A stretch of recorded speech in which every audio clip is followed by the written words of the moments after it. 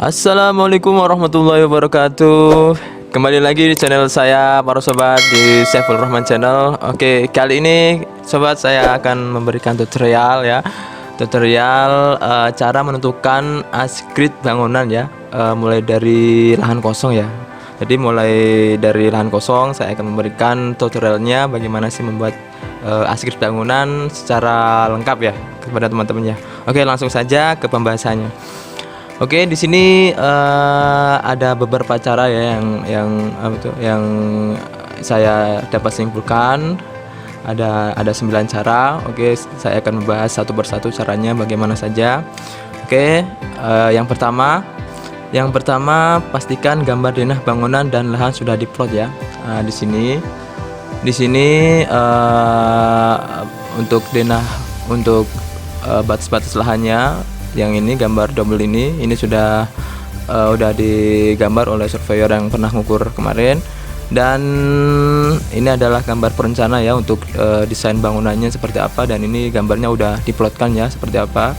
Dan sini kan sudah ada tertera untuk asgridnya ya. Di sini asgridnya yang garis putus-putus ini asgrid ya yang akan kita buat ya sebagai acuan untuk pembuatan as ya, untuk mempermudah para pekerja untuk membangun bangunan yang akan direncanakan di tempat ini. Oke, yang kedua, ukur berapa jarak dan sudut antara BM tempat berdiri alat ke asgrid melalui aplikasi AutoCAD. Oke, di sini kemarin untuk surveyornya sudah menempatkan 2 BM ya untuk acuannya ya. Di sini ada BM1 dan BM2. Dan untuk acuan pertama kita harus mencari salah satu asgrid yang sudah diplotkan di gambar ini. Jadi pertama posisi alat TS-nya kita setting di sini ya. Kita setting di sini. Terusan untuk backsetnya sudah kita atur di sini di BM1. Dari sini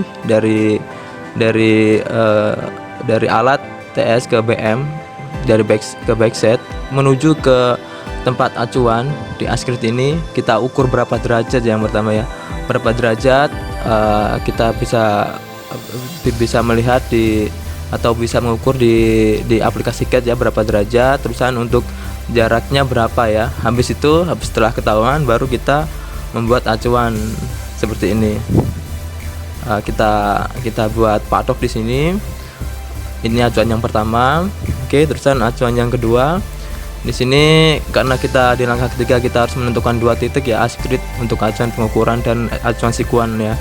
Di sini kita harus membuat 2 acuan. Jadi yang pertama tadi di sini, yang kedua di sini. Sama caranya kita harus mengukur berapa derajat dulu. Langsung untuk jaraknya untuk ketemu di acuan nomor 2 berapa ya. Jadi setelah ketemu dua-duanya, baru kita lanjut ke langkah berikutnya. Oke, terusan yang keempat, jika sudah ketemu salah satu acuannya, selanjutnya tentukan titik asgrid yang lainnya. Oke, maksudnya seperti ini. Setelah kita udah menentukan acuan, 2 acuan ini yang berada di asgrid ini, Oke, alatnya baru kita pindah di sini. Alat TS-nya kita pindah di sini. Terusan untuk backsetnya kita pindah di sini juga ya. Setelah alat sudah tersetting, baru kita melakukan pengukuran sudut ya. Pengukuran sudut. Jadi dari posisi alat di sini, Jadi alat di sini backsetnya di sini kita setting ya untuk sudutnya ya 90 derajat ya. Dari sini baru kita siku ke sini. Kita setting 0 dulu alatnya di sini dan titik acuannya di sini, baru kita setting untuk 90 derajat ya. Baru ke sini gitu. Setelah ini ketahuan, baru kita marking di dinding existing atau pelupang yang dipasang ya. Ini adalah dinding existingnya. Kalau teman-teman mau menambahkan boplang di sini, jadi acuannya bisa ketahuan. Jadi untuk asnya bisa kita marking di sini dan di sini di dinding existing. Terusan untuk arah tadi untuk arah X-nya, untuk arah Y-nya ya. Kalau untuk arah X-nya kita marking di sini dan kita marking di boplang yang bisa dibuat di area sini ya. Jadi setelah acuannya asgridnya udah ketahuan satu, baru untuk asgrid selanjutnya ini bisa diukur secara manual pakai meteran saja ya. Oke, setelah itu buat markingan asgrid tetap ke boplang atau dinding existing, dan pastikan boplang yang kita buat atau dinding yang existingnya tidak goyang ya, tidak goyang. Jadi setelah kita marking, pastikan dulu boplangnya dan dinding existingnya tidak goyang, dan usahakan untuk penulisan asgridnya ya di dinding yang besar ya, biar kelihatan. Seperti inilah contohnya, untuk contoh kasarannya kita lengkapin di setiap asgrid yang ada as-asnya untuk acuan pembangunan atau pembuatan bangunannya, kita tulis dengan huruf yang agak besar agar kelihatan. Terusan untuk yang keenam, buat acuan elevasi dan sebar ke beberapa tempat. Maksudnya seperti ini, setelah kita membuat asgridnya, kita tentukan untuk elevasi pinjamannya ya. Kita pasti tanya dulu ke pengawas tempat untuk acuan nolnya berapa, baru kita sebar dengan kita buat, contohnya di sini saya buat elevasi 1 meter ya, pinjaman 1 meter.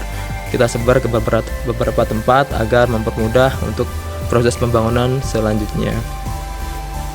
Oke, yang ketujuh, tadi sama, tulis acuan asgrid agak besar dengan menggunakan pilox agar dari kejauhan bisa kelihatan ya.